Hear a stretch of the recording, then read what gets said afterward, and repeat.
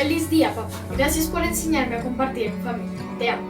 Gracias, papá, por enseñarme, por guiarme hacia Dios. Papá. Gracias por todo lo que me has dado.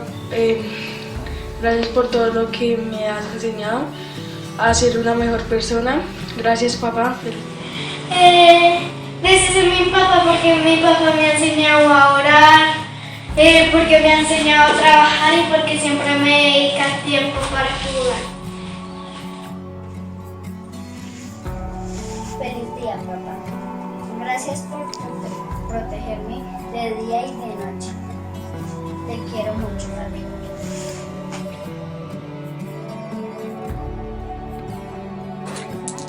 Hija, ven.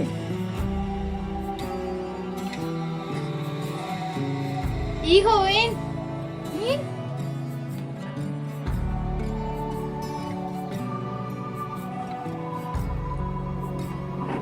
Hola.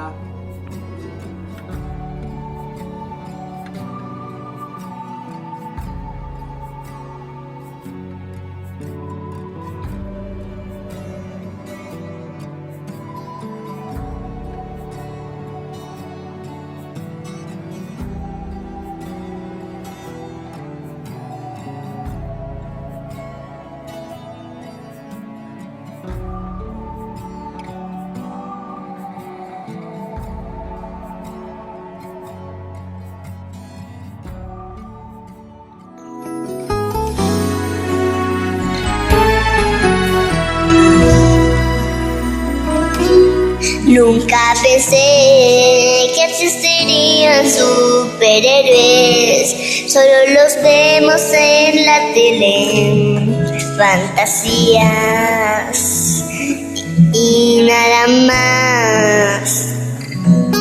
Nunca pensé que lo tuviera frente a frente.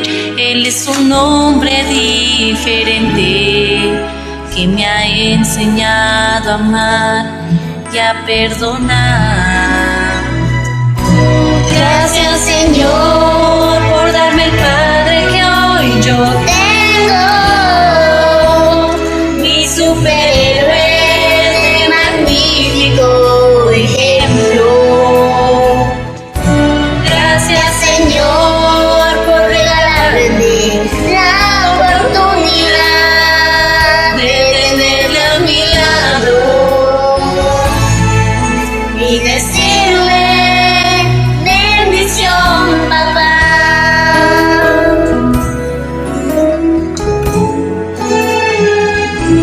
Te has esforzado, yo también lo he notado.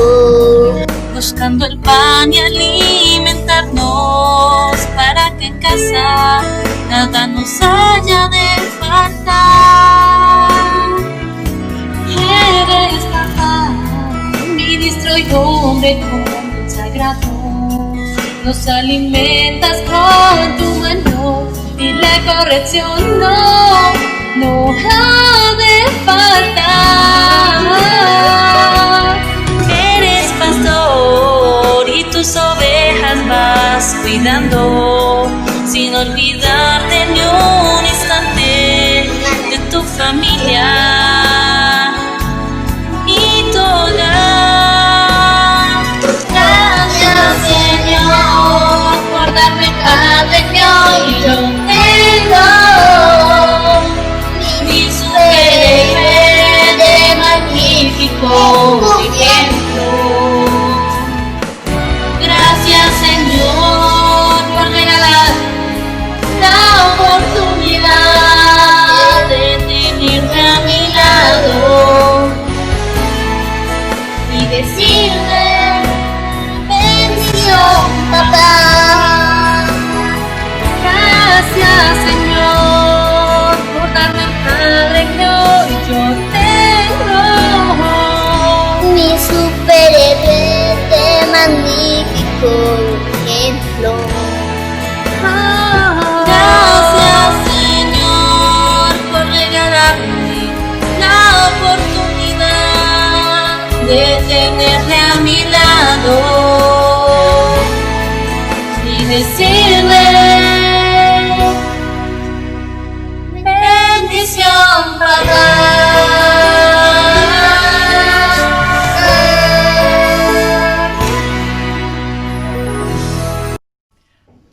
Amada Iglesia Hueleyana de Chía, muy buenos días. Volvemos nuevamente a encontrarnos hoy domingo por la gracia y la misericordia del Señor. Quiero saludar en esta mañana a todos los niños, a sus maestras que se están preparando para darles la clase, a todas las personas que están reunidas allá en sus casas, en su comedor, en su sala, donde estén. Sean bienvenidos en esta hora para estar todos juntos recibiendo una palabra de bendición. También quiero en este momento, mis amados hermanos, orar por todos aquellos diezmadores, ofrendadores que con todo corazón y sencillez han ofrendado para la extensión del reino.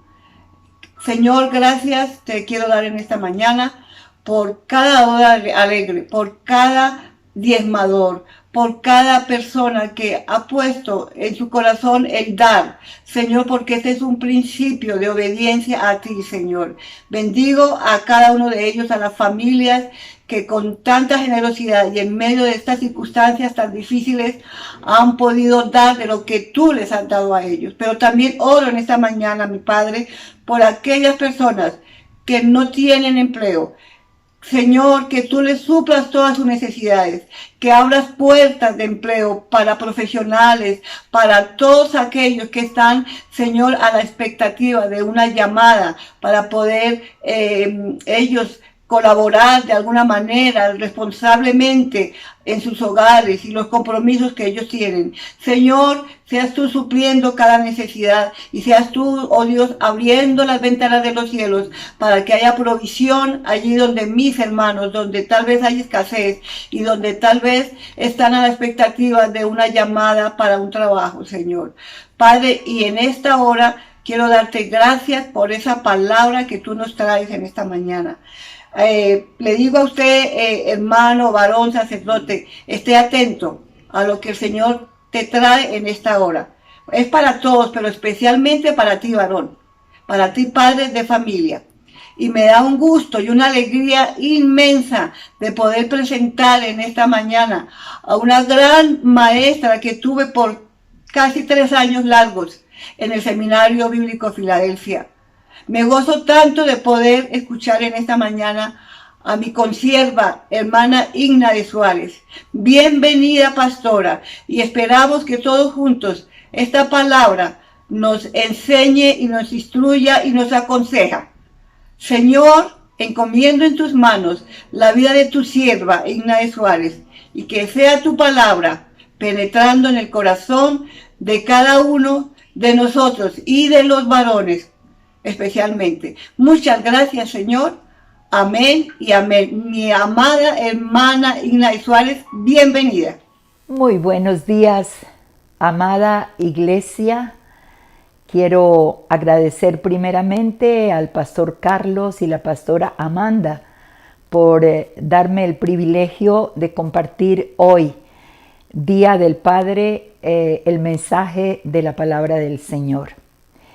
Y al mismo tiempo felicitar a todos los papás que espero sean muy bendecidos y muy honrados por sus hijos y por su esposa con un delicioso almuerzo y puedan recibir la recompensa que seguramente la merecen por todo lo bueno que han hecho con sus hijos.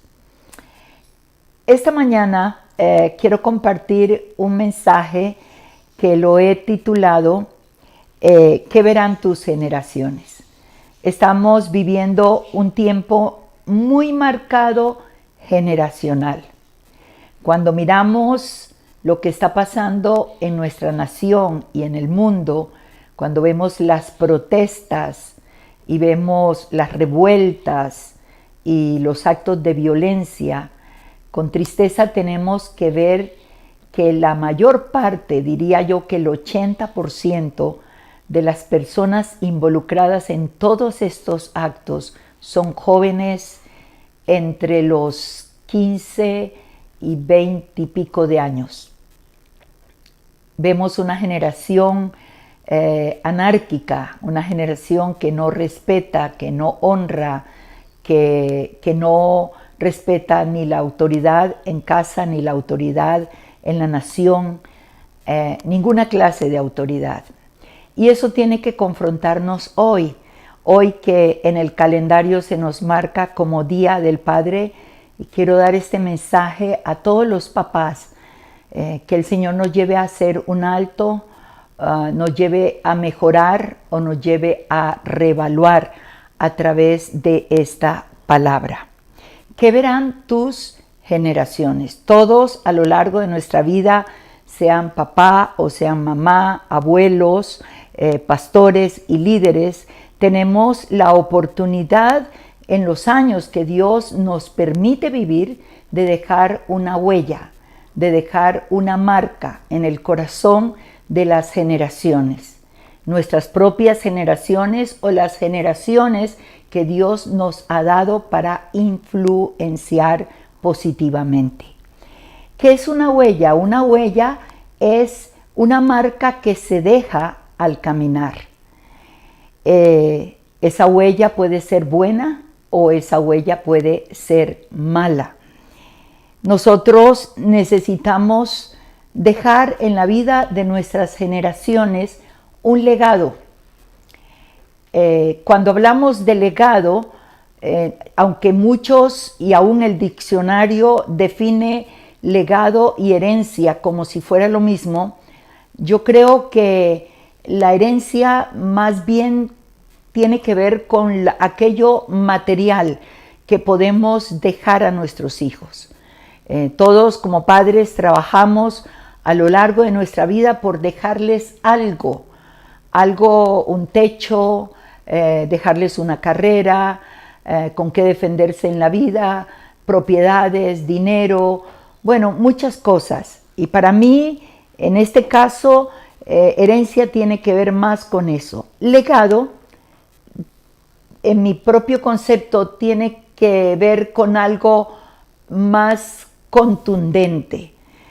Tiene que ver con los valores, tiene que ver con los principios de honra, de respeto, de integridad, de verdad, con que marcamos la generación que Dios nos ha dado. Un legado es dejar no solamente esos principios y esos valores, sino dejar las buenas tradiciones que marcan una familia y que mantienen también la familia reunida al practicar esas tradiciones que glorifican a Dios. Un legado es dejar en el corazón de nuestras generaciones la manera de ver la vida desde la perspectiva de Dios y no desde la perspectiva del mundo. En los capítulos 4 y 7 del libro de Josué, nosotros encontramos dos monumentos que están muy marcados, dos monumentos que serían dos recordatorios importantes para la nación de Israel en la nueva tierra que ellos conquistarían y poseerían. Estos dos monumentos serán los dos puntos de mi mensaje. Número 1 es el monumento de Gilgal y número 2 es el monumento de Acor. Y quiero que me acompañen al capítulo 4 para entrar en el primer monumento. Ya el pueblo había pasado el Jordán, habían durado 40 años caminando por el desierto, la primera generación había muerto, ahora la generación segunda entraría para tomar posesión de la tierra y para cumplir la promesa que Dios les había dado a través de Abraham, que les daría una tierra que fluiría leche y miel. Recuerden que la primera generación murió, la generación de los padres de esta segunda generación, por su rebeldía, por su obstinación, por su desobediencia, por atarse ellos mismos con las palabras: queremos volver a Egipto, queremos morir en este desierto, no podremos tomar posesión de esa tierra, están muy armados, están muy bien organizados. Y es la segunda generación al mando de Josué, que pertenece a la primera generación junto con Caleb, pero que fueron los únicos de los 12 espías que realmente hablaron el pensamiento de Dios para su pueblo. Ahora Josué está al mando de esta segunda generación de llevar al pueblo a esa victoria. Han pasado el Jordán y están en la orilla de Gilgal, el lado opuesto al frente del desierto. Y aquí tenemos una instrucción que Dios le da a Josué, precisamente al pasar el Jordán. Capítulo 4, versículo 1 en adelante dice: cuando toda la gente hubo acabado de pasar el Jordán, Jehová habló a Josué diciendo: toma del pueblo 12 hombres, uno de cada tribu, y mandadles diciendo: tomad de aquí, de en medio del Jordán, del lugar donde están firmes los pies de los sacerdotes, 12 piedras, las cuales pasaréis con vosotros, y levantadlas en el lugar donde habéis de pasar la noche, o sea, la otra orilla. Entonces Josué llamó a los 12 hombres, a los cuales él había designado entre los hijos de Israel, uno de cada tribu.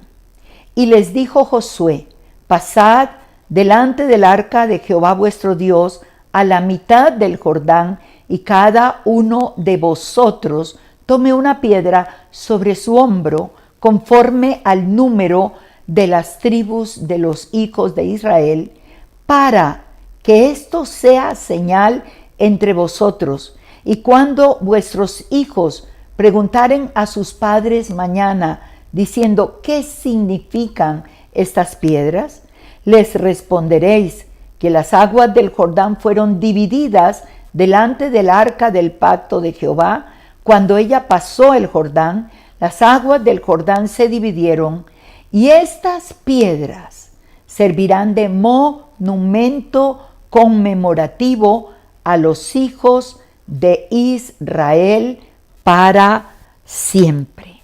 Y vamos a entrar en los detalles de este monumento de Gilgal. Ahora, todos sabemos que es un monumento. Un monumento es una obra de una escultura o es una obra de arquitectura que se levanta en una ciudad, en un pueblo, para recordar algún evento muy importante o algún personaje que marcó la ciudad, que marcó el pueblo, que marcó la nación.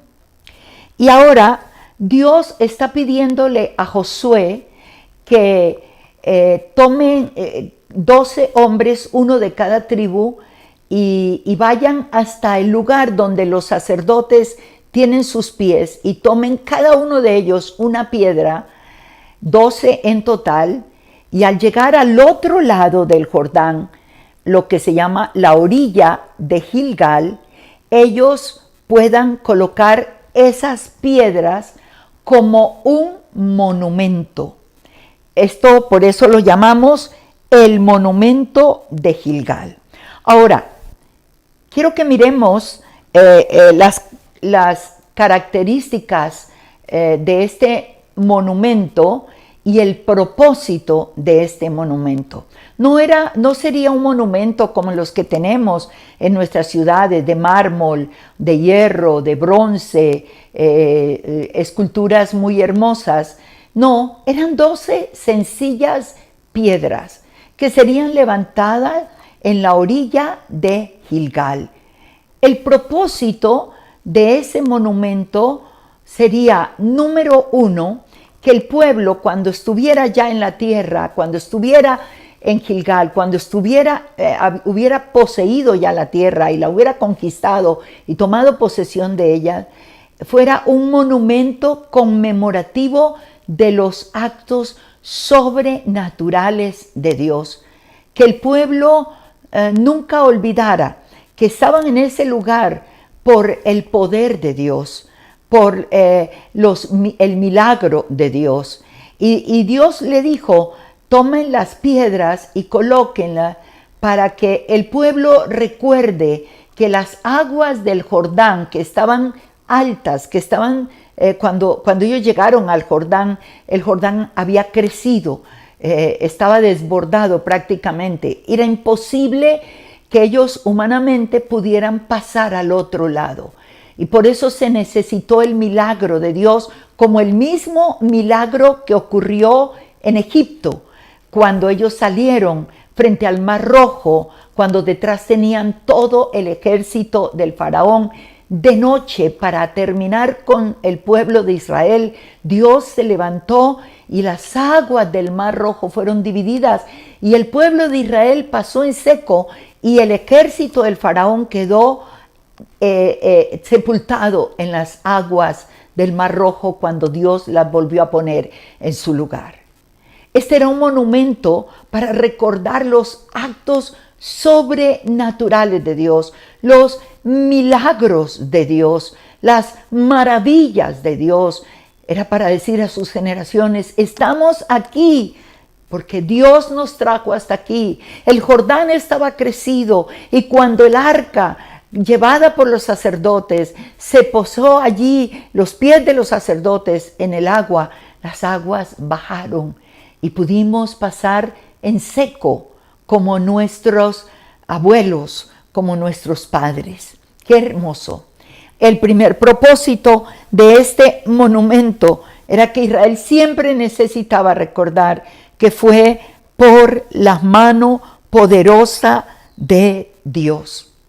El segundo propósito era que este monumento provocaría una pregunta cuando sus generaciones lo vieran.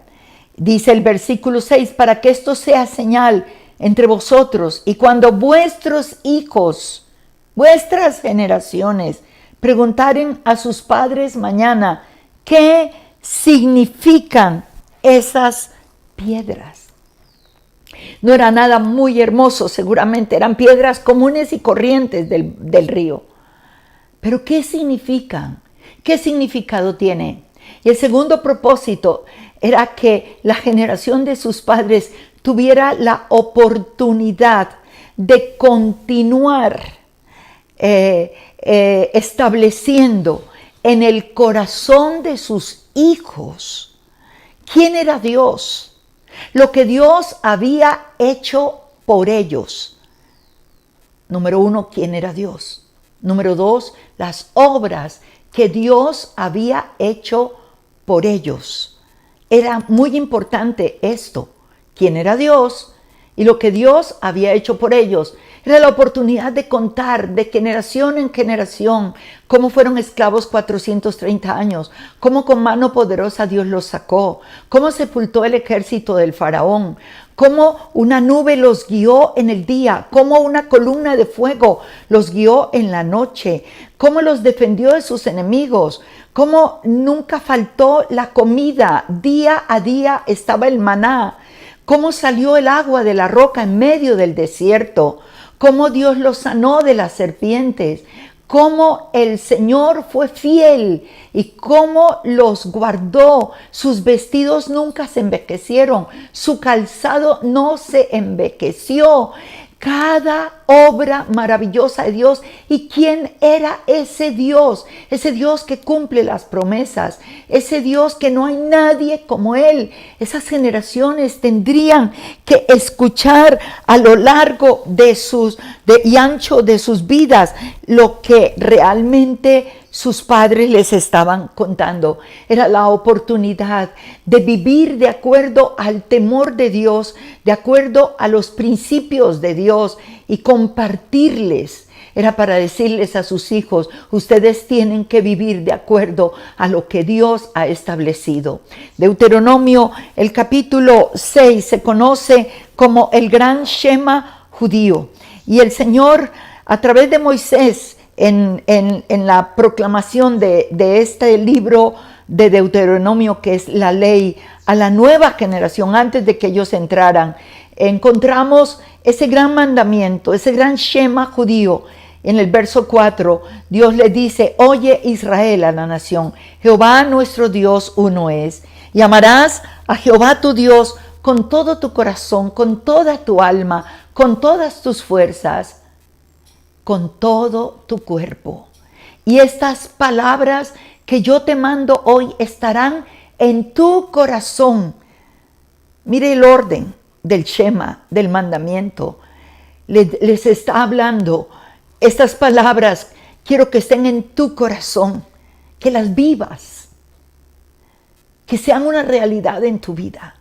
Y luego las hables a tus hijos y a los hijos de tus hijos, andando por el camino, al acostarte, al levantarte. Cuando caminen, estas palabras deben hablarla a sus generaciones. No dice ni siquiera hablarlas, dice las repetirás. O sea, un acto continuo en tu casa, andando por el camino, al acostarte, cuando te levantes. Las atarás como una señal en tu mano. Le habla del corazón, las tiene que vivir, las tiene que hacer. Nos habla de obras. Estarán como frontales entre tus ojos, aquí en la mente para recordárselas. Estoy hablando a los padres y por supuesto también a las mamás, mujeres cabeza de familia que tienen que suplir de alguna manera, trabajar en estas dos áreas. Era el gran Shema judío. Y luego dice, las colocarás en las paredes de tu casa, en los postes de tu casa, en tus puertas. O sea que nuestros hijos, nuestras hijas, nuestras generaciones tenían que crecer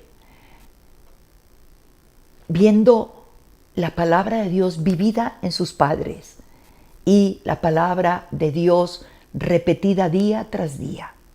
El Salmo 78 es un salmo generacional, un salmo muy, muy hermoso. Hay salmos muy marcados generacionalmente. Y los primeros versículos del Salmo 78, quiero que miren cómo nos habla este salmo acerca de la tradición, acerca de marcar las generaciones. Escucha, pueblo mío, mi ley, dice, inclinad vuestro oído a las palabras de mi boca. Está hablando no de oír solamente, escuchar para poderlas vivir. Abriré mi boca en proverbios, dice Dios. Hablaré cosas escondidas desde tiempos antiguos, las cuales hemos oído y entendido, que nuestros padres nos las contaron. No las encubriremos a los hijos. Contaremos, dice, contando, el verbo está en una acción continua, contando a la generación venidera las alabanzas de Jehová, su potencia, las maravillas que hizo. Él estableció testimonio en Jacob, él puso ley en Israel, la cual mandó a nuestros padres que la notificasen a sus hijos. Me gusta este término porque es un término jurídico, un término como judicial, una notificación.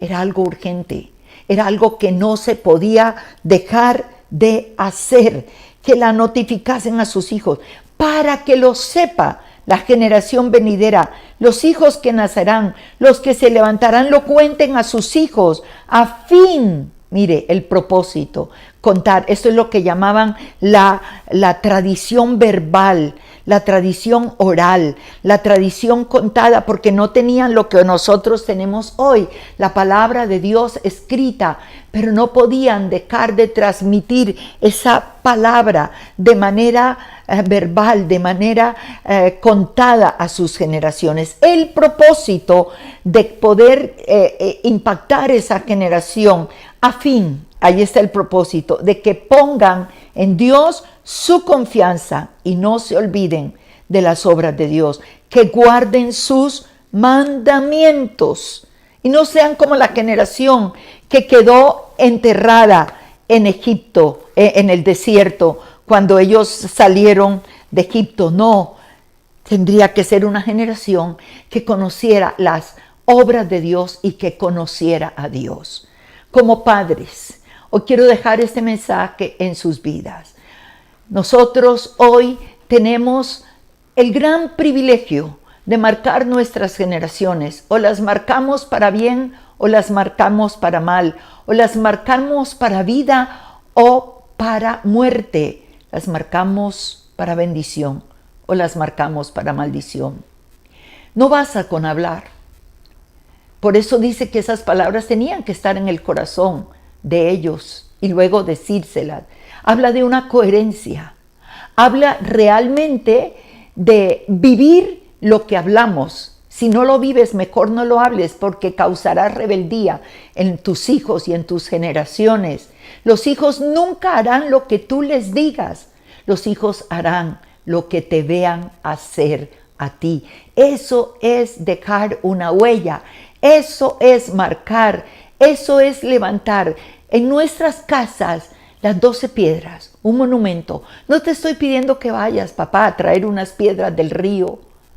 No, te estoy hablando, traer las piedras del testimonio, de una vida correcta, de una vida de integridad, de una vida matrimonial hermosa, obviamente no perfecta, no hay matrimonio perfecto, no hay familia perfecta. Si la hubiera ya, Cristo hubiera venido hace rato. Estoy hablando de matrimonios realmente y de familias, de procesos, pero que aprenden a superarlos y aprenden a vivir. Nuestros hijos hoy más que nunca necesitan el ejemplo. Padres, ellos necesitan su sacerdocio. Ellos necesitan, no que usted le delegue la oración a su esposa. Ellos necesitan ver a su papá, orar en la mesa, o tener un tiempo devocional con ellos. Ellos necesitan tu abrazo, tu beso, tu expresión de amor. Ellos necesitan saber que amas a Dios con todo tu corazón, con toda tu alma. Ellos necesitan ver un ejemplo de vida. Cuando nuestro primer nieto, tenemos 6 nietos hermosos, ya el mayor del que te estoy hablando se casó el año pasado, ahorita va a tener 1 año de casado. Jonathan tendría unos 4 añitos. Estaba jugando en el apartamento con su carrito, de esos que se arrastran con los pies.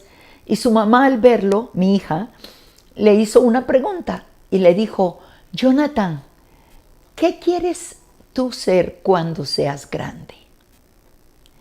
Ella se estaba refiriendo como qué carrera. Tú sabes, los niños siempre quieren ser policías, quieren ser aviadores, los niños quieren ser bomberos. Y ella le hizo esa pregunta a su hijo: cuando tú seas grande, ¿qué quieres ser? Y sabes, me contaba mi hija después, el niño no vaciló en responder. Él paró su carrito, miró a su mamá y le dijo así de sencillo: cuando yo sea grande, yo quiero ser un papá como mi papá. Y ella le siguió preguntando: no, pero ¿qué es lo que quiere ser? Ella pensaba que él quería ser un ingeniero, un astronauta, y ella siguió insistiendo, y él le seguía diciendo: un papá como mi papá. Y luego ya le explicó ella: bueno, está bien que quieras ser un papá como tu papá, eso es maravilloso, pero lo que me refiero es: ¿qué quieres hacer? ¿Qué quieres ser cuando tú seas grande? Le explicó: tú tienes un buen papá y él trabaja y él trae el sustento y él es un ingeniero de alimentos. ¿Tú qué quieres ser? Y su segunda respuesta fue contundente: entonces quiero ser un pastor como mi pastor. Y mi nieto a los 4 años tenía 2 ejemplos para seguir. Número 1, su padre, él quería ser un papá. Número 2, pensando en una profesión, lo asoció con una profesión. Dijo: entonces quiero ser un pastor como mi pastor. ¿Qué monumento estamos levantando en casa? ¿Cómo reaccionamos cuando nuestros hijos nos preguntan, cuando llegan del colegio o de la universidad y necesitan algo? ¿Cómo reaccionas tú como papá en medio de una situación económica limitada? ¿Cómo reaccionas? ¿De dónde voy a sacar? ¿De dónde? Es que yo no tengo. Es que... O tú puedes reaccionar de otra manera. Hijo, no tenemos. Estamos un poco apretados. No tendríamos para darte para eso que te pide el colegio o la universidad. pero podrías hacer algo bueno. Yo no tengo, hijo, cómo solucionar tu necesidad, pero si tú y yo oramos y le pedimos al Señor, el Señor nuestro Dios nos lo dará. Toma 1 minuto, tal vez menos de 1 minuto. No necesitas hacer una oración kilométrica. Necesitas, junto con tu hijo, ponerte de acuerdo y decir: Padre, no tenemos cómo suplir, pero tú nunca nos dejas avergonzado. Y yo sé, Señor, que tú obrarás y tú contestarás. Y te aseguro que al día siguiente o a los 2 días algo grande sucederá. Pero tu hijo no volverá al colegio o a la universidad con la necesidad, porque Dios habrá suplido. Entonces tu hijo vendrá corriendo y te dirá: papá, no te dirá: papá, tú supliste, Dios suplió. Tus hijos tienen que saber que el techo bajo el cual estamos, Dios es el que provee a través de tu trabajo para pagar un arriendo o para pagar la cuota de esa propiedad que están pagando, o para saber que Dios se las regaló, que Él es el que suple para la carrera, que Él es el que suple para la ropa. En todo, nuestras casas, en todo, Dios tiene que ser glorificado. Es la manera de poder llevarlos a ellos a una experiencia con Dios maravillosa. El primer propósito era que ese monumento proclamaría las obras grandes de Dios. El segundo era para que esa generación maravillosa pudiera conocer quién era Dios y lo que Dios había hecho por ellos. Y el tercer propósito era que ese monumento serviría para producir, a través de lo que me han oído, el temor de Dios. En el capítulo 4 se cierra con el versículo 24 y dice: para que todos los pueblos de la tierra conozcan que la mano de Jehová es poderosa, para que temáis a Jehová vuestro Dios todos los días. No hay una riqueza mayor que el hombre pueda tener que realmente vivir en el temor de Dios. Y cuando marcamos nuestros hijos en el temor de Dios, habremos dicho: Señor, ya hemos cumplido. Cuando enseñamos a caminar en la pasión por Dios, en que Dios realmente sea conocido por ellos, ya no sea el Dios de sus padres, sino su propio Dios. Le teman, no miedo, lo amen con todo su corazón y con toda su alma. Dios sea lo primero. Honren a Dios, respeten a Dios, adoren a Dios, decidan por Dios. Dios sea el todo en ellos. Entonces descansaremos, porque ya ellos caminarán de la mano de Dios y habrá valido la pena. Qué importante es que podamos levantar en nuestros hogares el monumento de Gilgal, ese monumento realmente que proclamaría en todo aspecto la grandeza, el poder y la presencia y la esencia de Dios. Papás, ese es el reto que yo les dejo hoy. Ese es el monumento de bendición que hoy tenemos que levantar en medio de nuestras generaciones. Y vamos rápidamente a trabajar el segundo monumento que encontramos aquí. Y lo encontramos en el capítulo 7. Se llama el monumento de Acor. Quiero que miren bien este segundo monumento. Dios había dado una orden a Josué. Dios había dado, antes de comenzar la batalla, la conquista de Jericó, que fue la primera ciudad, Dios dio una orden en la preparación de todo el ejército y toda la batalla que iban a emprender. Capítulo 6, versículos 18 y 19. Pero vosotros guardaos del anatema, que significa maldición. No toquéis, no toméis alguna cosa del anatema, no sea que hagáis anatema, el campamento de Israel. Es interesante que 3 veces se repite la palabra anatema en un solo versículo. La orden era: cuando ustedes entren, cuando yo les haya entregado la ciudad, no tomen nada, no cojan nada, para que no hagan anatema el campamento de Israel. No tomen, porque será maldición. Luego les dice el 19: mas toda la plata y el oro y los utensilios de bronce y de hierro sean consagrados a Jehová y entren en el tesoro de Jehová. Esa fue la orden. Ustedes van a entrar, yo les voy a entregar realmente la ciudad y las ciudades, pero el primer botín será para Dios. No pueden tomar nada de él, ni oro, ni plata, ni vestidos, absolutamente nada. Ellos pelearían la batalla, ellos tomarían la ciudad y todo era para Dios. ¿Por qué? Porque Dios toma lo primero. Era consagrado a Dios. Nadie podía tomar absolutamente nada. Ellos tuvieron una victoria maravillosa y entonces conquistaron Jericó. Ahora, lo segundo que tenían que conquistar era la siguiente ciudad, que se llamaba Ahí. Ahora, una diferencia entre Ahí y Jericó era como decir que Jericó era Bogotá y Ahí era Chía. Así eran las dimensiones. Para el ejército, después de una victoria tan grande, Ahí, esa ciudad tan pequeña, ya no sería tan preocupante. Pero cuando ellos fueron con menos ejército, obviamente no se necesitaba mucho, y ustedes conocen la historia. Ellos fueron derrotados y tuvieron que huir y murieron algunos del ejército. Y hubo preocupación. Josué se tiró al suelo llorando y diciendo: Dios, pero no dijiste que nos ibas a entregar, mira cómo hemos perdido gente, mira. Y Dios le dije: Josué, no es tiempo de orar, es tiempo de revisar lo que ha pasado entre el pueblo. Hay pecado en el pueblo.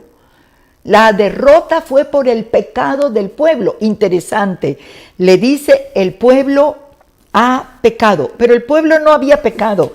Era un solo hombre el que realmente había pecado. Entonces Josué hace la convocatoria. Ustedes pueden leer todo el capítulo 7. Hace la convocatoria, llama a todos al frente y entonces habla Josué lo que Dios le había dicho. Y allí hay un hombre que confiesa su pecado, un hombre llamado Acán. En el versículo 19 del capítulo 7, entonces Josué dijo a Acán: hijo mío, da gloria a Jehová, Dios de Israel, y dale alabanza, y declárame ahora lo que has hecho, no me lo encubras. Seguramente gente se dio cuenta de lo que había hecho Acán y comenzó a decir. Versículo 20, y Acán respondió a Josué diciendo: verdaderamente yo he pecado contra Jehová, el Dios de Israel, y así he hecho, pues vi entre los despojos, lo que Dios había dicho que no tomara, un manto babilónico muy bueno, 200 siclos de plata, un lingote de oro de peso de 50 siclos, lo cual yo codicié, tomé y lo escondí debajo de mi tienda, lo enterré debajo de mi tienda, en medio de mi tienda, y el dinero debajo de ello. Josué entonces envió mensajeros, los cuales fueron corriendo a la tienda de Acán, y aquí el dinero y todo estaba escondido en su tienda. Todo estaba debajo de su tienda, debajo de su casa. El anatema lo había llevado a su casa. Y por esa desobediencia tuvieron una derrota, fue afectado el pueblo. Por esa desobediencia a Dios, su familia pereció con él. Y quiero que miremos rápidamente lo que pasa aquí. Versículo 24. Entonces Josué y todo Israel con él tomaron a Acán, hijo de Zera, el dinero, el manto, el lingote de oro, sus hijos, sus hijas, su tienda, todo cuanto tenía, y lo llevaron todo al valle de Acor. Y dijo Josué: ¿por qué nos has turbado? Túrbete Jehová en este día. Y todos los israelitas los apedrearon y los quemaron después de apedrearlos, y levantaron sobre él un gran montón de piedras que permanece hasta hoy, un gran montón de piedras que permanece hasta hoy. Y Jehová se volvió del ardor de su ira, y por eso aquel lugar se llama el Valle de Acor. Acor significa el valle de la muerte, el valle de la maldición, el valle de la derrota. Un hombre afectó su familia. Sus hijos murieron con él. Sus hijas. Ninguno de esas generaciones pudo cumplir su propósito por un hombre que no vivió, no hizo como Dios había ordenado. ¿Qué responsabilidad tenemos como padres? ¿Qué responsabilidad tienes tú como padre? Este es un día especial que te recuerda tu sacerdocio, que te recuerda la grandeza de la paternidad. Padre no es el que engendra, padre es el que proyecta identidad, el que encamina a sus hijos al conocimiento de Dios, el que siembra en el corazón de sus hijos el temor de Dios, el que trabaja no solo para dejar algo material, eso es lo de menos, el que trabaja para marcar sus generaciones, dejando una marca espiritual. Permítame cerrar este mensaje hoy. Quiero contarles 2 cortas historias resumidas que realmente ilustran y cierran este mensaje. 2 historias. La primera historia tiene que ver con un hombre que en los años 20 y en los años 30 sembró el pánico, el terror en la ciudad de Chicago. Este hombre se conoce como un hombre mafioso, Al Capone. Seguramente muchos de ustedes han oído su historia. Hizo una enorme fortuna por el contrabando de alcohol, por los prostíbulos, por los vicios y por muchos asesinatos. En la historia de este hombre, en esos años, nunca pudieron llevarlo a la cárcel. Nunca. Porque ese hombre, Al Capone, tenía un excelente abogado. Un abogado brillante, muy inteligente, se conocía todas las argucias legales para librar a su cliente de la cárcel y de alguna manera salía libre de todos los juicios que se le acusaban. Por supuesto, este hombre tenía un apodo, lo conocían como Easy Eddie. Easy Eddie no permitió nunca que Al Capone llegara a la cárcel. Y Al Capone, por supuesto, lo recompensó también con mucho dinero. Easy Eddie era un hombre muy rico, con mansiones, con propiedades, fruto de poder sacar libre de todas esas demandas a Al Capone. Easy Eddie tenía un hijo de unos 10, 12 años que lo amaba enormemente a ese hijo. Y con el paso del tiempo trató de enseñarle a ese hijo lo que él no vivía. Le trató de enseñar lo bueno, la diferencia entre el mal y el bien. Le trató de enseñar de que caminara rectamente. Pero luego él mismo llegó a la conclusión de cómo podía él enseñarle eso a su hijo si él no lo vivía. Y su conciencia le acusó vez tras vez hasta que Isiedi tomó una decisión. Y él pensó, le puedo dejar todas las propiedades, le puedo dejar todas las riquezas, pero no le habré dejado un buen nombre y un buen estilo de vida. Isiedi tomó una decisión. Tomó la decisión de presentar todos sus archivos ante las autoridades legales y ante la prensa de aquel tiempo para que Al Capone pudiera llegar a la cárcel. Decidió hacer algo bueno. Decidió que si su hijo lo iba a recordar, lo recordara por algo bueno. Dijo, le puedo dejar dinero, pero eso no vale. Quiero dejarle un buen nombre, que nunca se avergüence. Esa es la primera historia. Isiedi recapacitó al final. Recapacitó. Y quiso dejar algo bueno. La segunda historia también tiene algo muy bueno. ¿Por qué? Porque tiene que ver precisamente con la clase de vida que nosotros vivimos. Isiedi no caminó bien, pero terminó haciendo algo bueno. Por supuesto, lo mandó a matar Al Capone. Esa era su sentencia. Él sabía que él iba a morir, pero quería dejar eso.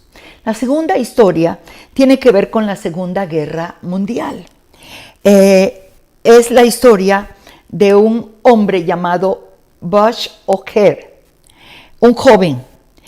Él fue teniente coronel y comandante y se convirtió en el primer as de la aviación durante la Segunda Guerra. Él era un experto piloto y en esta Segunda Guerra el portaaviones donde ellos estaban tuvo que enviar una misión y envió 20 aviones pequeños, de los cuales uno de ellos lo piloteaba Bush O'Hare. Ellos salieron con una misión, pero en determinado momento, después de despegar, a cierto momento, se dio cuenta que su avión no llevaba la gasolina suficiente para llegar a cumplir la misión y regresar. Entonces él habló con el comando del portaaviones y el portaaviones le da la orden de regresar. Entonces él regresa, su gasolina no hubiera alcanzado y el avión hubiera realmente ido a tierra por la falta de gasolina. Él regresa y en el regreso se da cuenta que 9 aviones enemigos vienen para atacar el portaavión. Y él está de regreso. Y él alcanza a mirar cómo ellos venían. Entonces, él toma una decisión. Y la decisión que toma es batallar con los 9 aviones enemigos. Y de alguna manera, él comienza a hacer las piruetas y entre pirueta y pirueta, él empieza a ver caer 1, 2, 3, 4, 5 aviones enemigos cayeron entre las piruetas y su ametralladora y logró echar abajo 5 de los aviones. Los 4 aviones que componían la escuadrilla regresaron al ver el fracaso de la misión y Bush O'Hare pudo aterrizar en su portaavión aclamado, y cuando ya terminó esa faena, él fue condecorado con una medalla como héroe de la guerra. Él no solamente fue condecorado, un gran navío de la Armada Nacional llevó su nombre, S.O.S. O'Hare. Pero lo más hermoso es que años más adelante, el aeropuerto de Chicago,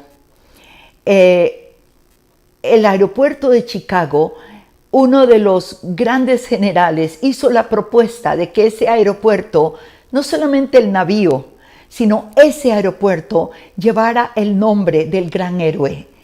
Ese aeropuerto hasta el día de hoy se llama el aeropuerto O'Hare, como decir el Dorado aquí, el aeropuerto O'Hare. Yo paso cada año por ese aeropuerto y nunca me había detenido a preguntar por qué el nombre de ese aeropuerto hasta que conocí la historia. El aeropuerto de Chicago hasta el día de hoy lleva el nombre de O'Hare.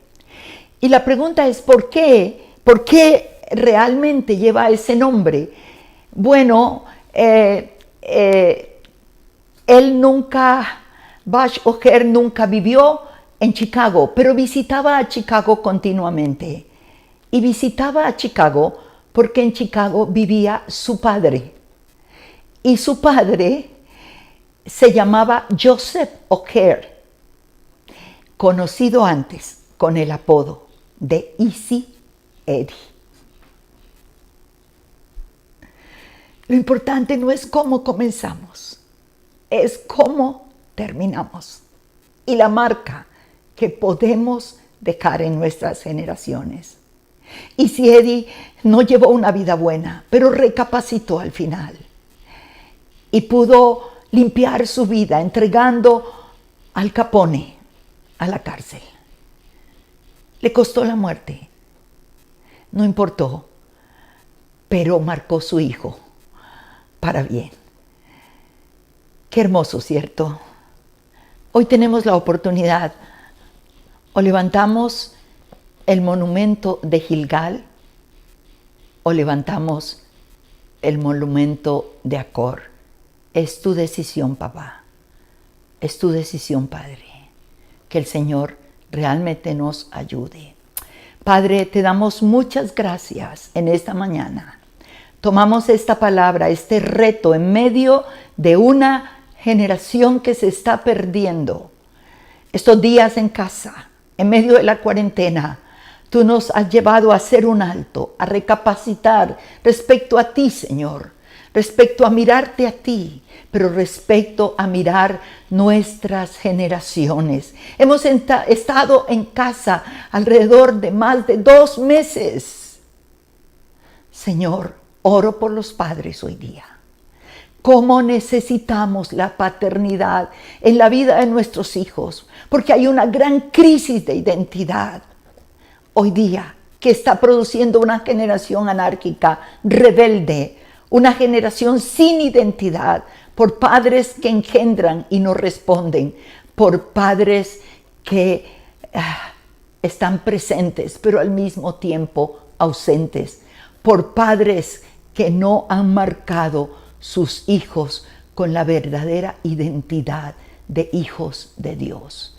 Señor, bendice cada padre hoy día y que esta palabra sea un reto para sus vidas. Te doy toda la gloria y toda la honra en Cristo Jesús. Amén. Dios les bendiga grandemente.